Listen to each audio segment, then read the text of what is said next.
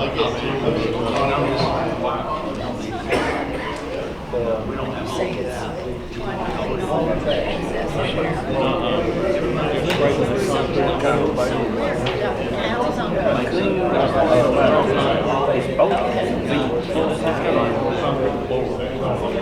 said it's gonna be a side, just shed me up there.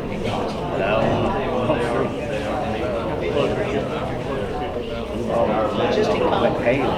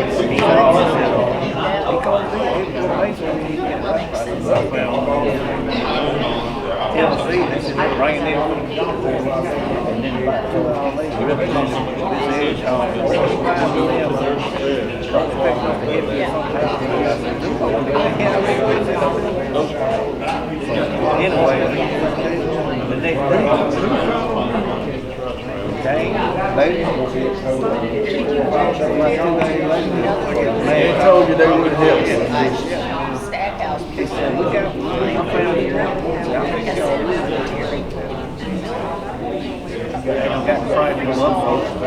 Got it on my phone. It was in the car. He said, just take those out. Jay, to my deal, you know, they give me. It was $100 higher than we're going. I'm telling you, the way to get it. I ended up getting James. That was the representative. I don't care what he was about. He's an excellent. He's Kale. Young fella.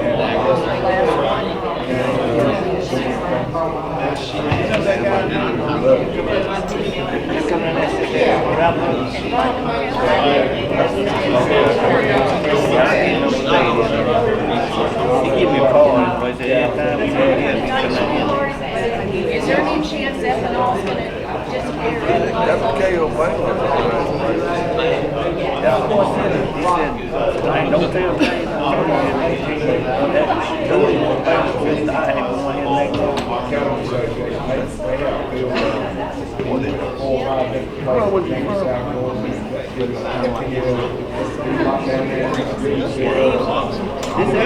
The one guy was from somewhere in South Carolina. One guy, and then the other guy is from Alabama. I think his name was David. I can give you a One call. guy was from somewhere in South Carolina, and the other one was from Alabama. Thomas and Luke and Matter was looking at that box I got. I looked at it about 10 minutes and I knew I couldn't have it. Got one of them brains, you know, got the bar, you got to push this button and push that button.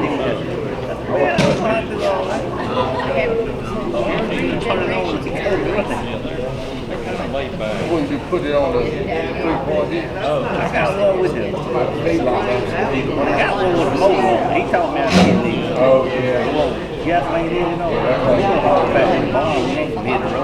Okay, I guess we're gonna go ahead and get started.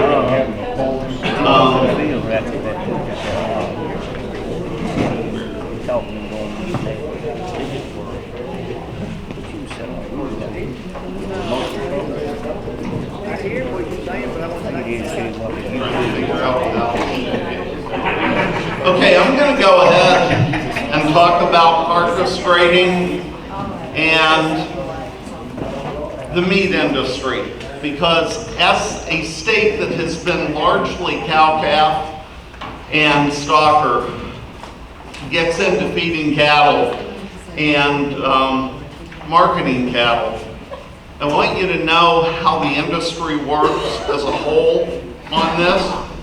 And so I'm going to discuss what goes into carcass grading and what goes into grid pricing and where the premiums are these days. So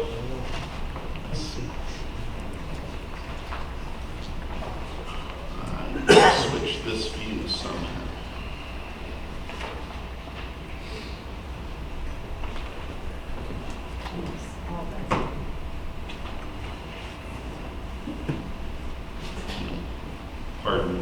trying to get this to be as small as possible.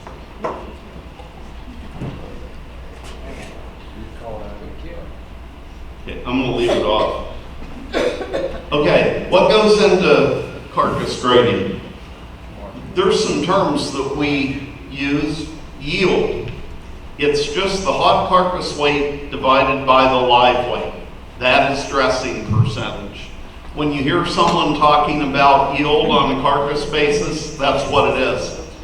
Carcasses, usually they're about 40 to 65% muscle, about 15 to 45% fat, and bone is about 10 to 15%.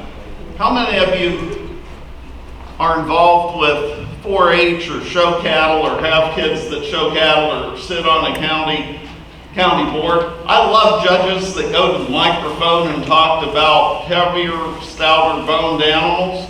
Makes me wonder, why are we trying to increase something that is inedible, that has the very narrowest window? If you take the skinniest Jersey and the heaviest limousine you have ever seen, I promise you they're going to be between 10 and 15% bone. Bone is put down on an animal in relation to the stress placed on the bone by the animal's weight. And so I just throw that out to consider, because I used to judge a lot of cattle earlier in my life when I could actually walk around, but that was back in the days where I felt like you actually had to feel a steer to know how much back fat it had. But the reality of it is bone does not change very much. We just have to understand that. Beef cattle, when I think of in terms of dressing percentage, it varies from about 58 to 65%. The average is 62 to 64%. I normally figure that a yield grade 2 steer, and I'll get into that, has about 62 to 62.5 dressing percentage. A yield grade 4 probably has 63 to 63.5. A yield grade 5 may have 64 to 65%. All that means is that as the yield grade goes up, as they get fatter, that carcass weight is heavier. It's a heavier percentage of live weight. Doesn't mean it's a good thing, but it is one of the ways that carcass weight and yield are impacted by fat. Dairy cattle, because they're lighter muscle, range from about 55 to 62% dressing percentage, with the average being 58 to 60. Factors that influence dressing percentage. You get a heavier or a greater dressing percentage if you have a heavier muscle animal. More muscle stays on the carcass. If it's fatter and if it's clean. If you ever go to Nebraska in the middle of January or February and you see cattle coming out of pens that are marketed, there might be 50 pounds of mud and snow on their hide, on their tail. So cleaner cattle have a higher dressing percentage because all that mud, all the weight from the mud and the snow, that doesn't go into the cooler. What lowers dressing percentage? Light muscled animals, dirty cattle, greater gut fill, heavier head, feet, and legs. So if you're showing cattle and you go for that greater bone and it doesn't go into the cooler, it's not helping your dressing percentage. So, if you're in the cattle feeding world, you know that order buyers come and that it's really common. Some people like to sell live weight basis. Some people like to sell based on the rail, just carcass weight on the rail, not taking into account a quality or a yield grade.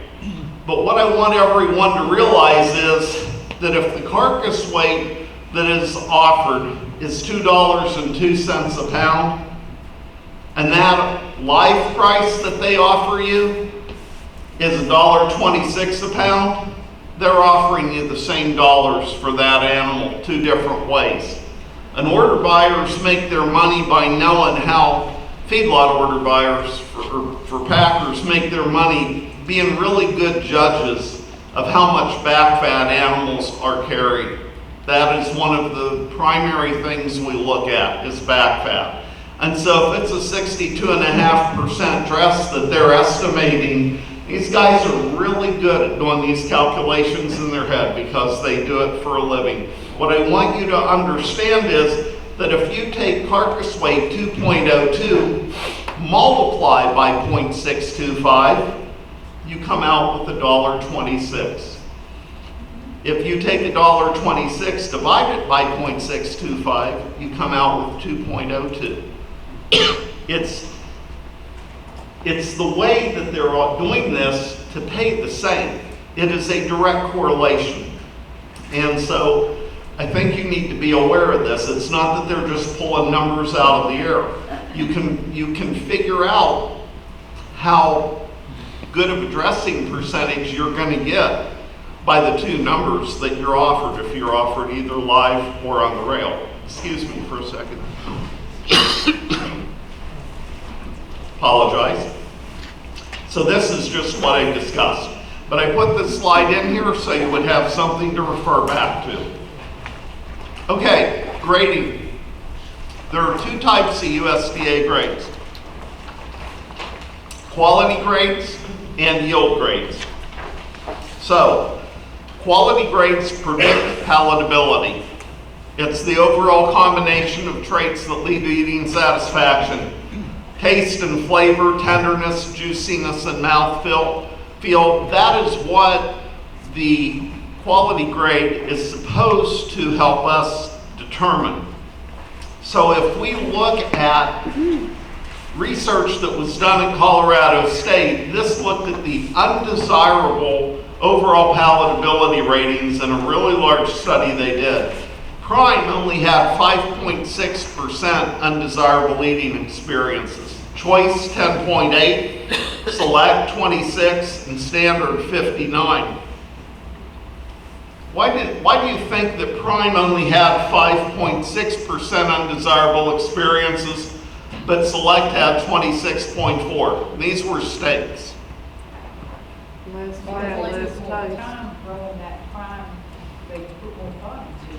So a couple comments. The marbling and the time it takes to grow them. Well, here's the thing with all that fat. It creates mouthfeel. It coats your mouth. Flavors, the flavonoids, they're in the fat, not the lean. And so you get greater flavor. Also, a lot of people like their steaks medium well, or well done. They think that that red in it is blood. And they don't remember from high school, we're just cutting yourself. The blood coagulates.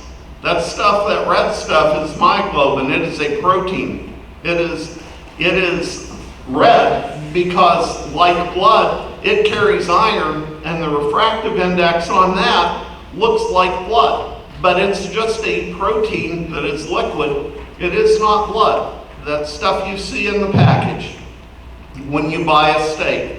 But the reality of it is a lot of people like their steaks medium or medium well or well. And if you're going to do that to a piece of meat, you need more fat in there so that it just doesn't become chewy and that it has flavor.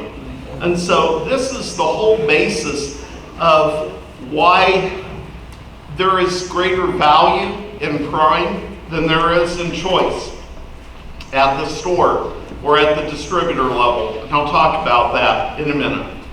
So quality grade is determined by a combination of two things. Maturity. It is the physiological maturity of the animal. It's based upon bone ossification.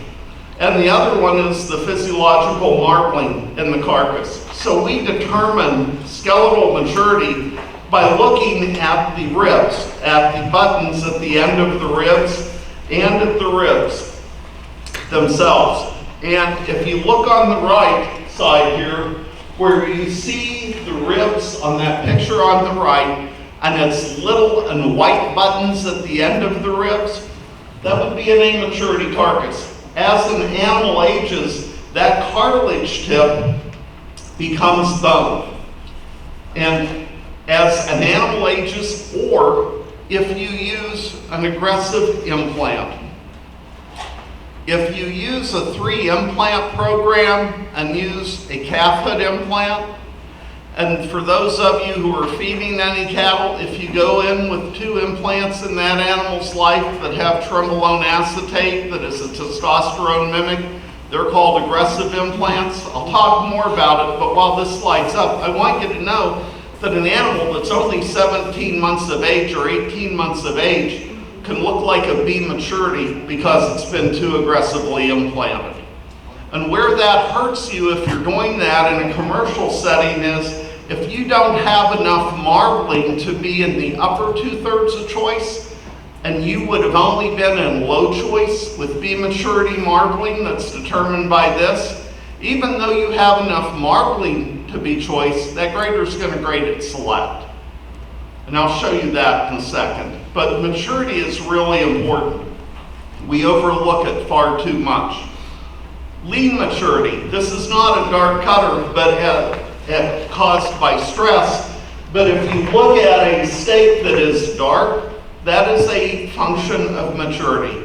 Those younger animals, 18 months and younger, they're always going to have they're going to have a color that looks like A.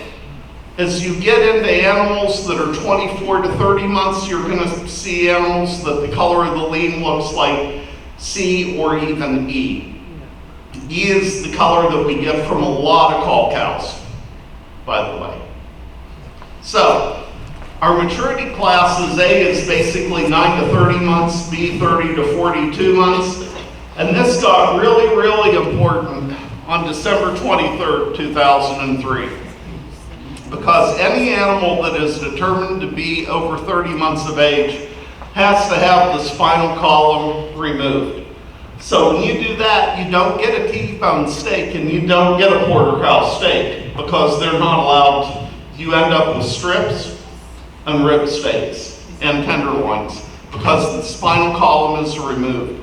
It is still the regulation. So 30-month rule is what that's called, and it's really important. We want our cattle to be younger than 30 months based upon physiological maturity. Now there are plants, if you're using a third-party process verification, that will accept an actual birth date. But those are pretty expensive programs to get into, and in many cases, not necessary for small producers, and I'll tell you why. When I show you some things here later on where the premiums and discounts are, most consumers are willing to pay for regionally grown, for knowing the producer, for non-antibiotic, non-hormone treated. If you're selling cattle and you're marketing that you're not using antibiotics and you're not using growth implants, hormones, the premiums actually are pretty big that are paying for those programs out there. And that's how most people that are marketing local are going to. There's a couple benefits of that to me if you're a small producer. Number one, a lot of small producers that have small feedlots don't have great working facilities. So if you don't have phenomenal working facilities, I think we should have good head shoots, but if you don't, and you don't have to implant them, that's a positive. Because you're not having to run them through as often. So there are things that we can do to reduce our maturity. This is what I was talking about earlier. If you run into bee maturity and you're on the low end of low choice, where the amount of marbling would be called small, it becomes a select animal or a standard, not a choice animal, depending on the maturity. And so we really have to watch the physiological maturity. Now this are grading cards. These are pictures of the official grading cards that USDA uses to look at the amount of intramuscular fat, that fat within the muscle. And if you look down there on small choice, that's not a lot of fat. It's not a really high bar, quite frankly, especially with the genetics that we've gotten over the last 15 years, where if you are breeding, let's say you're breeding Angus, there are tons of Angus bulls out there now that the semen is a plus 1.3 to plus 2.2 on marbling, which means it's 30% to 100% higher on marbling than the breed average. And the reality of it is we have increased our marbling genetics in this country substantially. Now, when I moved down here, you gotta be real honest, I come from the feedlot area. And when I moved to Georgia, I heard a lot of complaints, and still do, about the discount given for Georgia calves. So it's more than just distance. If you have paperwork that you're working with one of the major sale groups, and you have paperwork that shows that you have cattle that are out of high marbling bulls, you won't get a discount. When I came here, we're using high marbling bulls, and we're not using any feed grade antibiotics or implants. And we grow cattle. If you've been to Eatonton, we're going to start having field days there. We have about 500 cows there. Well, we take them to Blairsville, and we've been selling them as 8 weights, coming off at growing studies at about 815 pounds. Well, because I have the papers that show the breeding records from these things that show the sires, when I'm marketing them, I'm actually have been marketing them with United Producers because they have a lot of relationships in feedlots. And over the last 2 years, we've gotten 20 to 22 cents over whatever the price was for Georgia calves out of North Georgia sale that same day.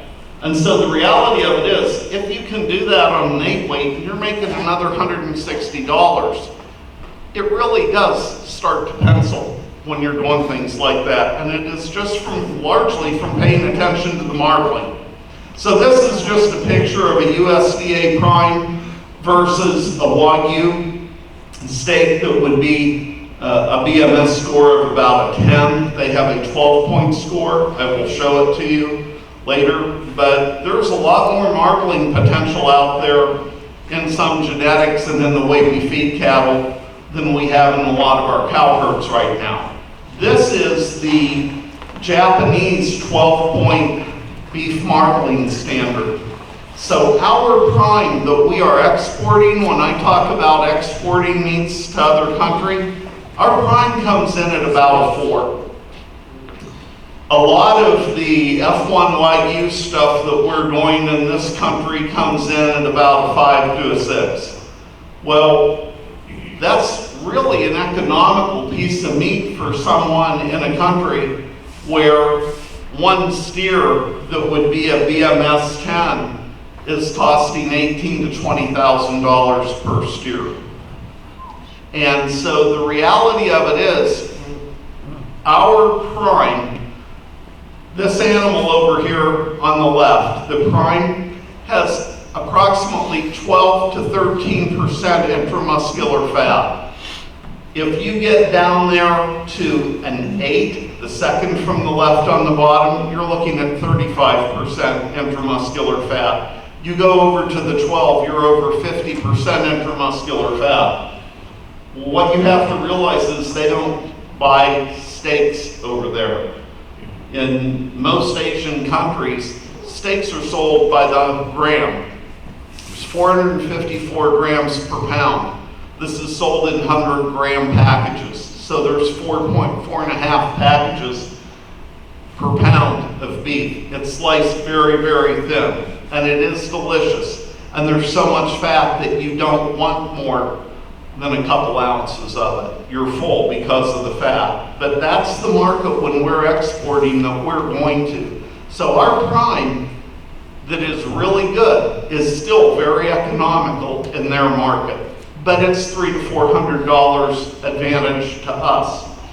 Now what this graph shows, if you look at the blue line that curves, the blue line that curves are basically, I'm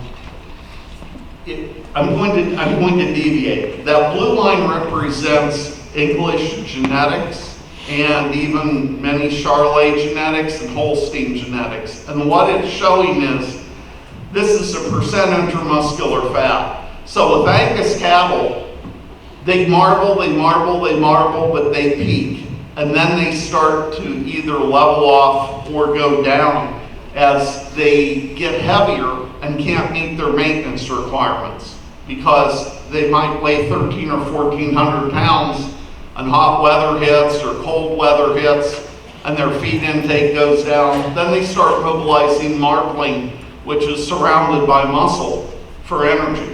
If you look at the black line, that's what the Japanese black or the Wagyu cattle go. You really don't want to kill those cattle until they're at least 28 to 30 months of age. Because in their system that they're buying this meat, they're looking at really heavily marbled. And we have a lot of half-blood Wagyu programs in this country, and those cattle are fed, quite frankly, between 28 and 34 months of age to market in order to get a higher dollar value. But there are differences in genetics and how cattle marble. So, some things here just to keep in mind. And I like this lettuce. They were sent to me by a woman by the name of Amy Redunz. But I think they explain a little bit why we look at back fat so much. So if you look at the influence of back fat on quality grade, there's really not for prime, not a huge difference. But most of our prime still are going to have 7, 8, 9/10 of an inch of back fat, which is shown across the bottom. That is back fat. If you look at choice, we start to see that choice kind of kicks up there at around a 1/2 inch of back fat. Most cattle buyers are going to look for your cattle to have about a 1/2 inch of back fat to 6/10 of an inch of back fat. If you look at quality grade for low choice, it's about 4/10 of an inch of back fat. Well, we're looking for 4 to 5/10 of an inch of back fat. Below that, if you have Angus type cattle, a buyer's going to tell you they're not ready, that they need another 30 to 40 days on feed because they don't have enough back fat.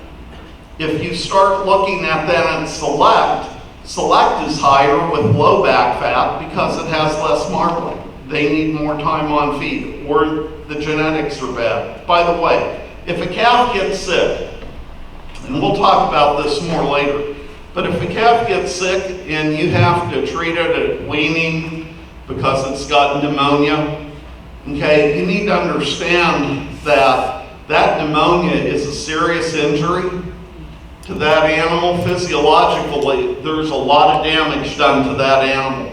It is not likely to reach its marbling potential if it is a calf bed and you are feeding it 7, 8 months later.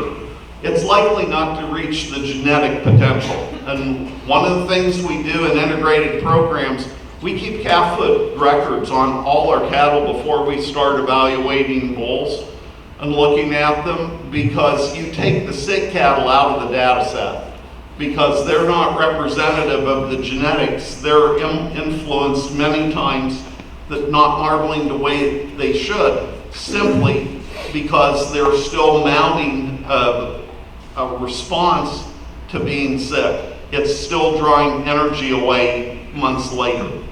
And that's something that is hard to get a grasp on. But if a calf gets sick, let's say you're going to sell a calf in June and it was weaned in September, and in October it gets sick. It's probably still recovering from that through November, December, January. And what that's doing is that's pulling energy away from marbling and from tissue growth. It may still gain fairly well, but it will be lean gain. It won't be marbling, because marbling really comes in after you've met the other requirements. We'll talk more about this. Tonight I'm hitting you with a lot of stuff that I'll explain more and more over the next few weeks.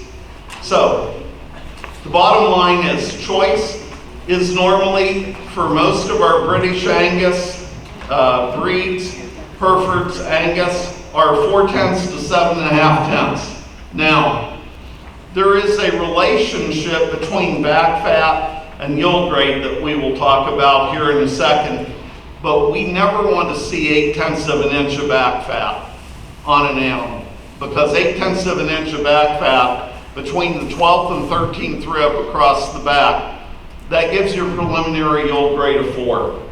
So 0.2 of an inch of back fat gives your preliminary yield grade of 2.5. 0.4 gives you 3. 0.6 of an inch of back fat gives you 3.5. 0.8 of an inch of back fat gives you preliminary yield grade of 4.